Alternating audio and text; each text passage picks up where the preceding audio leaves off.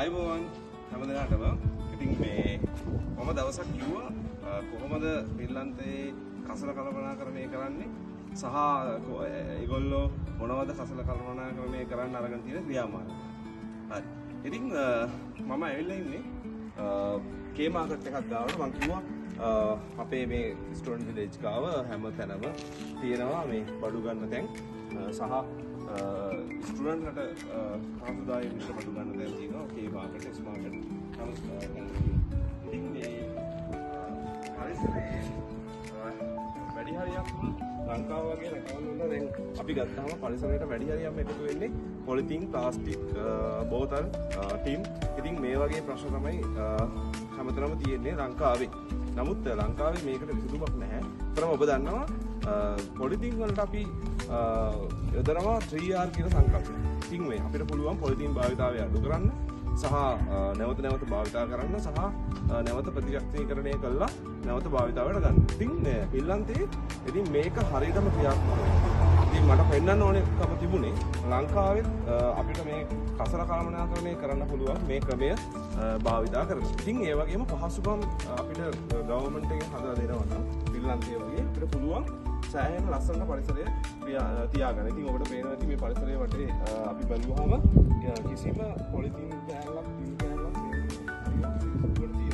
ඉතින් මේ තියෙන හේතුව ඉතින් ඒගොල්ලෝ ගොඩක් වෙලාවට පරිසරය ලස්සන කරන්න ක්‍රමවේද භාවිත කරනවා. ඉතින් මිනිස්සු පොළඹවනවා මේ වගේ පරිසරයට අහිතකාරී දේවල් කොහොමද පරිසරයෙන් අයින් කරලා තියාගන්නේ කියලා. ඉතින් කෙනෙක් කවුරු හරි මේක බිම දාලා ගිහිල්ලා තිබුණොත් අතරම පින්ලන්තේ අපි දන්නවා මේ මිනිස්සු විනයක් තියාගෙන තමයි හැසිරෙන්නේ පින්ලන්ත ජාතිකයෝ. ඉතින් ඒ නිසා තමයි පරිසරය මේ විදිහට තියෙන්නේ. නමුත් කවුරු හරි මේක බිම දාලා තිබුණොත් සා මේ වගේ ඩස්ට්බින් එකකට දාලා තිබුණොත් ඉතින් මේක දන්නවා හැම කෙනාම මෙතන අපි ගහලා තියෙනවා. ඔයාලට අපිට පෙන්වන්න පුළුවන්.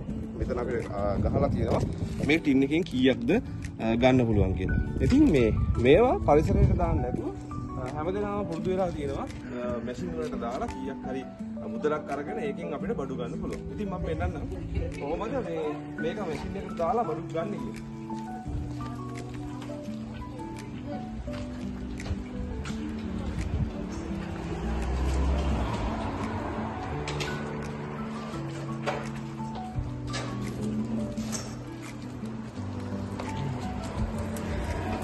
මේ අපි ආවේ කේ මාකට් එකකට. ඉතින් මෙතන තියෙන මැෂින් එකක් ඔයගොල්ලන්ට පේනවා.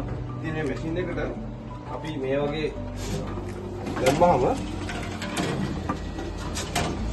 මේ ආකාරයෙන් අපිට මේ ප්ලාස්ටික් බෝතල් හැමදේම මේ මැෂින් එකට දාන්න පුළුවන්.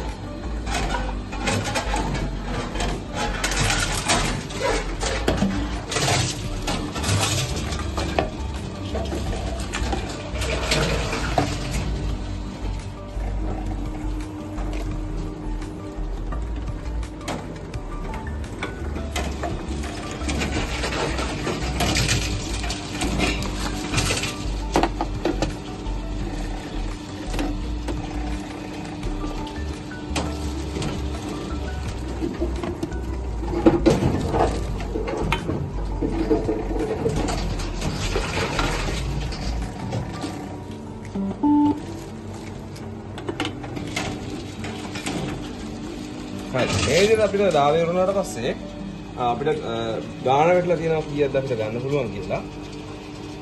ඉතින් අපිට ඊට පස්සේ රිසිප්ට් එකක් එනවා. මෙන්න මේ ගානට ඕගලන්ට මේ කේ මාකට් එකෙන් මොනවා හරි ගන්න පුළුවන්. යා මම පෙන්නන්නම් කොහොමද ගන්න.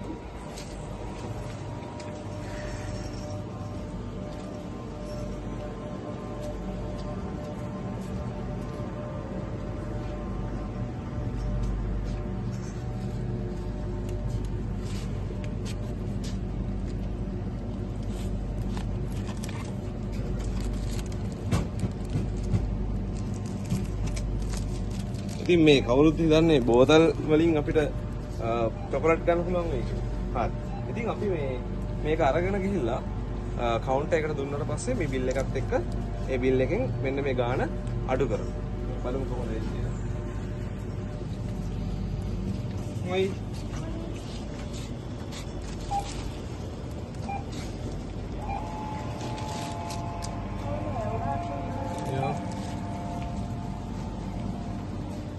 40 cents. යා. ඉතින් මේ අපි දීපු චිට් එකට ඒගොල්ලෝ ගාන අඩු කළා. ඉතින් දැන් අපිට තියෙන පේමන්ට් එක කරන්න.